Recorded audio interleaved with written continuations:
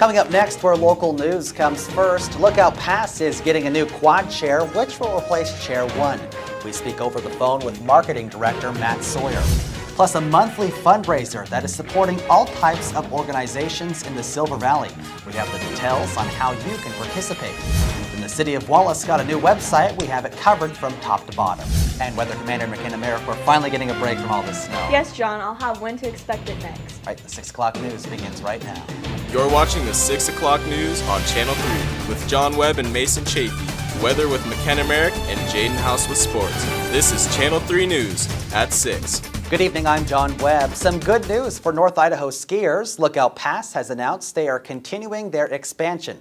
According to Matt Sawyer, the marketing director at Lookout Pass, they're replacing Chair 1, which runs from the west end of the lodge to the summit, with a quad chair. The American-made chairlift designed by SkyTrack will double the outcome capacity of the previous chair. We're really excited to have a quad going in here at the base, which is our primary lift. Sawyer says they're replacing the current lift with a quad in order to get more people to the top faster and to keep things family-oriented. A family typically comes up and on the double. It made it more difficult to find who's going to ride with who. Now a family can mostly ride together. 4 people sit on a quad chair. Chair 1 isn't going far. Once they begin forming new runs, they'll be able to use the lift along with the other quad and 2 other chairlifts. We asked Sawyer where they're at with the new expansion. No, I can't go on the record with any kind of a time frame. I think the key thing with the expansion is that we've already started to cut the road access up there, and we hope that we can make more progress, potentially with cutting more trails for this summer. The $1.5 million lift should be finalized towards the end of this summer. With new owners comes new ideas, and some are saying Mike Kenoff's idea is original. He's the new owner of the Dirty Dog Saloon, formerly known as Dirty Ernie's, and most recently purchased Best Shots. 4 months ago, Kenoff had the idea to fundraise for a local organization or nonprofit. Their first fundraiser was for the new Pinehurst Elementary playground. Just, wanted to help the community, and I knew that it would also, come back and look good on our business and help us, and just seem like a win-win for everybody. He says they have raised over $8,000 since taking on 4 different fundraisers. This month's fundraiser was for the Shoshone Pet Rescue. I know that we have the Silver Bee Community Garden coming up. Yeah, I think that's our March one, I believe. They donate the entire day's profit from the bar, host a silent auction, and a 50-50 raffle basket. If you'd like to attend one of these fundraisers, Kenoff says they're typically last Wednesday of each month. In local news tonight, the City of Wallace made a little bit more easier for citizens to contact their elected officials. They developed a website. It has everything from the city's calendar to dog licensing. We just figured with the unfortunate passing of Greg Marsh, who had Wallace's previous, which it was technically not a Wallace City website, but a website pertaining to Wallace, that we needed to move forward and actually do a Wallace City website. And like I say, with the unfortunate passing of Greg Marsh and nobody to maintain his website, we figured we'd better move. We are an 1884 historic town, but we figured we better start easing into the future. They even go into detail about the history of Wallace, and look who else is on the website. The website was designed by Gravis Tech, a new company that just recently opened their doors. The company, originally from Idaho Falls, has spent much of their time developing websites for our community. It's nice to welcome some new businesses in Wallace, and it's nice to have Gravis Tech here. Hopefully, with Gravis Tech and some of the other companies moving in, and actually some of the companies currently here, we'll move forward on getting a little bit better, higher speed internet as well in the valley. The company's headquarters is located in Wallace. However, they have employees across the Pacific Northwest. If you have any questions about Gravis Tech and their services, give them a call at the number on your screen. After weeks of snow, we're finally in for a break. Weather Commander McKenna Merrick has more. Kenna? Thanks, John. Looking at the Doppler radar, we're seeing showers all around the region. And over in Wallace, we're seeing temperatures in the mid-20s. And over in Montana, we're seeing temperatures in the low teens. The 7-day forecast, we're seeing a 40% chance of snow on Sunday. And for the rest of the week, we're seeing signs of sun, with Wednesday reaching a high of 35 and a low of 22. Back to you, John. McKenna, thank you. We're continuing our weekly interviews with Senator Carl Crabtree. This week, we speak with him about Marsy's Law and how it could affect the Second Amendment. Then we take a question from our audience. If you, of course, have a question you'd like to ask, then please message us privately on Facebook. Senator Crabtree, thanks for joining us once again. John, it's great to be here and visit over things that are happening in Boise that affect our local constituents. So let's talk a little bit more about Bill SJR 101, which relates to Marsy's Law. I understand that you received some questions about what exactly is happening, so I just wanted to let you elaborate more on what the Senate is actually voting on. Well, I appreciate that, John. It's been a lot of confusion over that, and actually what has happened is the Senate votes on whether the people get to vote. So it's a decision on whether we would allow the voters of Idaho to decide whether they want Marsy's Law to be part of an amendment to the Constitution or not. We did not pass Marsy's Law. We voted on the people's ability to vote on it. Okay, and for people who don't know what exactly the Marsy's Law is, could you just give us a definition of what it is?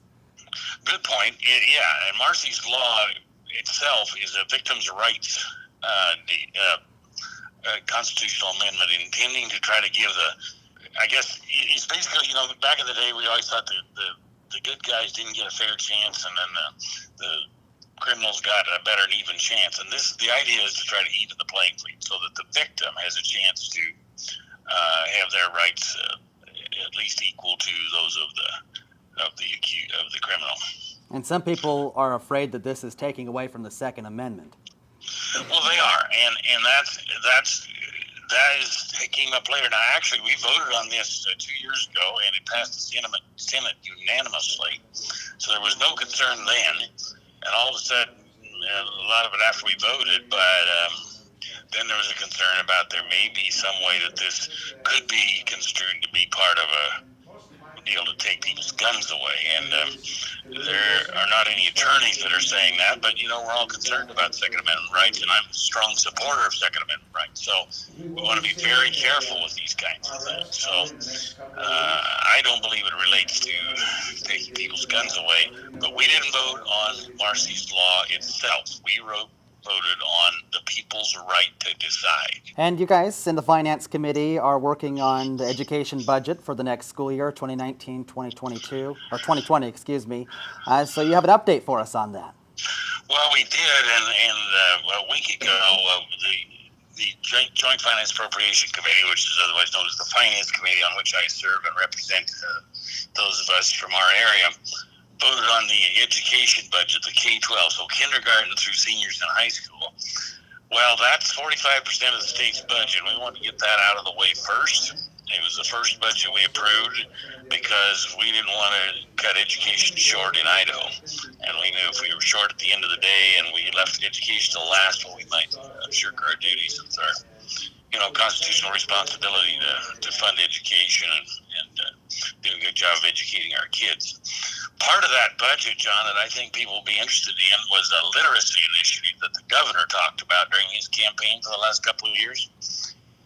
What that's about is teaching our kids in their beginning stages of their education, which up to third grade, we want them to be great readers.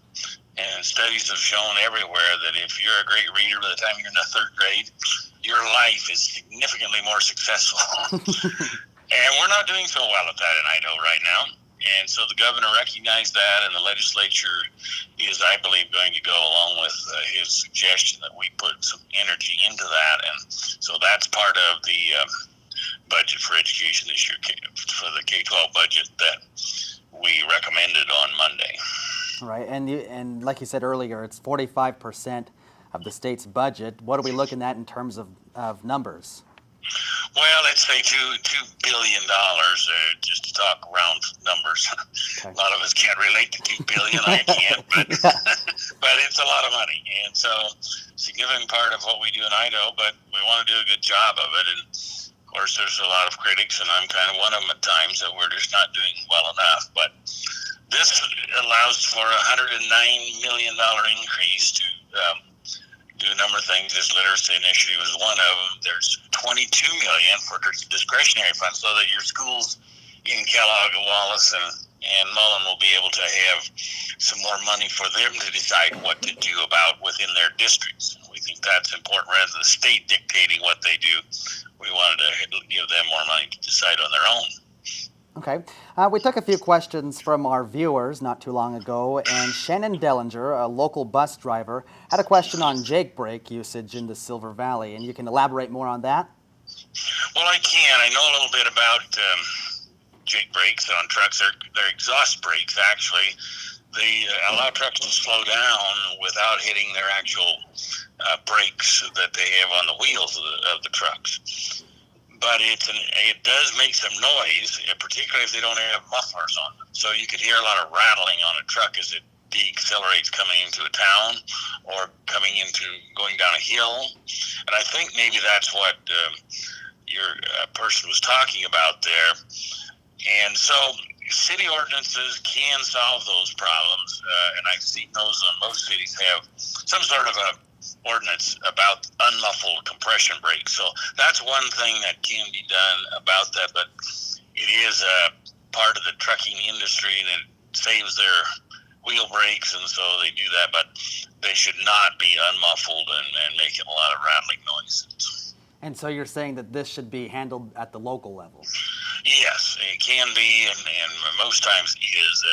Many cities and towns have that on the outskirts of their town assignment that has been approved by local entities that they're not going to listen to unmuffled compression brakes on trucks.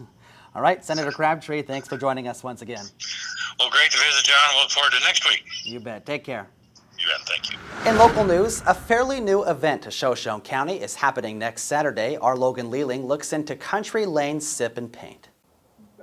Thanks, John. Donya Hardy, the event coordinator, is having a Sip and Paint event at the Country Lane River Resort, Saturday, March 9th at 6 p.m. Instructional painting, and we include wine. Anybody and everybody is welcome. The cost is $35 with no reservation needed. You have to be 21 years of age to attend. Walk everybody through painting the painting from the first step till we finish. If you have any questions or concerns, you can contact Donya Hardy at 208-682-22698. Reporting in the Channel 3 studio, I'm Logan Lealing. Logan, thanks. There'll be several other Sip and Paints. To find out when, just search silvervalleychamber.com. Still ahead on the 6 o'clock news, the Kellogg Wildcats are on their way to state, but who played a main factor in their victory? Then, new legislation could be making its way to the floor, allowing citizens 21 and older to carry guns into Idaho schools. And this rat didn't have a very good day, while the fire department made it just a little better. We're back after this. The best for less is what you get when you shop at the home of Western Family, Harvest Foods in Wallace. In the meat department, you'll find a value pack of fresh boneless skinless chicken, breasts or thighs, $1.48 a pound, or USDA Choice Premium Angus Beef, cross rib steak, or bottom limb roast, $2.98 a pound. In the produce section, find Ruby Red Grapefruit, 2 for $1. It's going on now through Tuesday only at the home of Western Family, Harvest Foods in Wallace. It's that time of year where the weather is changing and we need to slow down and increase our following and stopping distances. Before you know it, ice and snow will be here. Researchers and statisticians in the U.S. found that 24% of all crashes occurred during adverse weather conditions, including ice, snow, and rain. Travel conditions can change from mile to mile and minute to minute. Here's a winter driving safety tip. The first storm is the worst. That's because you've forgotten the winter driving skills you developed last winter. Remember, speed limits are for when pavement is clear and dry. Best advice, ice and snow, take it slow. This message is brought to you by the Shoshone County Sheriff's Office. Welcome back. The Wildcat boys had quite the night on the 21st, and so did one of their players. Our Jaden House is in the sports studio with more. Jaden, good evening. Good evening, John. The Kellogg Wildcats took on Timberlake in a district game on Thursday, January 21st. With only a few seconds remaining in the fourth quarter, the Wildcats were down by 3 points, with the score being 47-50. The Wildcats inbounded the ball to Gavin Luna, a junior at Kellogg High School. Luna made a three-point shot and was fouled in the process. He then made the free throw, leaving Timberlake only 1 second to get the ball down to the opposite end of the court and score. The Wildcats took the win 51-50, and for the 6th year in a row, they were going to state. Wallace's very own senior, Zach Welch, was selected to be on the Region Boys roster for the 2019 Idaho statewide All-Star Game. If you would like to attend this All-Star Game, it is scheduled for Saturday, March 23rd, along with the girls' games at NIC's Christensen Gym in Coeur d'Alene. The girls' games start at 1 p.m. with the boys to follow at 3:30 p.m. Admission into the game is $10 for adults and $5 for students and senior citizens. Reporting in the Channel 3 Sports Studio, I'm Jaden House. Thanks, Jaden. Legislation allowing individuals 21 and older who have obtained a concealed weapons permit to carry into public schools without having to tell anyone will get a hearing. The House State Affairs Committee on Tuesday voted to hold the hearing that could include public comments on the legislation put forward by Republican Representative Chad Christensen. Christensen says his legislation is a gun rights issue and is meant to make schools safer. Lawmakers on the committee questioned whether the legislation would make schools safer, considering that such a concealed weapons carrier could decline to tell a school principal about the weapon. Lawmakers also questioned why Christensen wanted to take away local control from school boards that can okay teachers and others carrying concealed weapons at school. In news that's not quite newsworthy, a fat rat in Bensheim, Germany is making international headlines after getting stuck in a manhole cover. Take a look. Andrea Steinbach of a nonprofit animal rescue group told HuffPost in an email, "We don't know how the rat got stuck." The rescue went viral after the group posted images of the misfortunate animal to Facebook on Sunday. The animal rescue group learned about the stuck rat after a young girl noticed the creature in distress. Animal rescuer Michael Sayer first attempted to free the rat himself, but ended up having to call the local fire department for backup. Together, they were able to lift up the cover and free the rat.